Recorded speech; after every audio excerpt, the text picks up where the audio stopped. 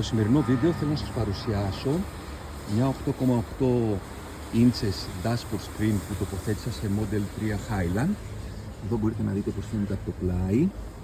Νομίζω ότι ταιριάζει αρκετά στο αυτοκίνητο και ας πάμε μέσα τώρα να δούμε διάφορες δυνατότητες που μας δίνει.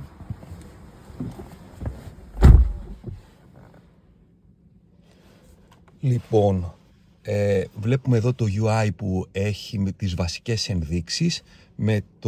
Από το χειριστήριο το δεξί του τιμονιού μπορούμε να έχουμε πρόσβαση. Έχω τοποθετήσει και μία μπροστινή κάμερα. Δεν τη βρίσκω ιδιαίτερα χρήσιμη, αλλά τέλος πάντων έκανα την τοποθέτηση. Και έχουμε ενσωματωμένο CarPlay. Εννοείται ότι όλες οι λειτουργίες του CarPlay λειτουργούν και τα λοιπά, δεν χρειάζεται να αναφερθώ εδώ παραπάνω. Μπορούμε να επιστρέψουμε στο γενικό UI. Υπάρχουν κάποιες ρυθμίσεις που μπορείς να παραμετροποιήσεις τη φωτεινότητα και κάποια άλλα στοιχεία του UI, αλλά δεν προσφέρει κάτι διαφορετικό ως προς τι πληροφορίες παρέχει.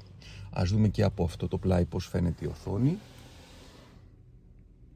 Νομίζω ότι είναι αρκετά συμπαθητική, να το πω έτσι, η ποιότητά του. Δεν χτυπάει ιδιαίτερα σε σχέση με την κύρια οθόνη του Tesla. Τώρα εδώ στο σημείο που κάθομαι λίγο οι σκιές το κάνουν και γυαλίζει. Ας τη δούμε και από πίσω. Η τοποθέτηση είναι πολύ εύκολη. Λίγο πιο δύσκολη είναι η τοποθέτηση της κάμερας και μπορείτε να την αναζητήσετε στο διαδίκτυο σε πολύ μεγάλη διαφορά τιμών. Άλλοι την παρουσιάζουν ως TAF 12 Pro, TAF 13, την έχω δει με διάφορα ονόματα. Πιστεύω ότι είναι η ίδια και τιμές που την έχω δει από 170 μέχρι και 300 και ευρώ.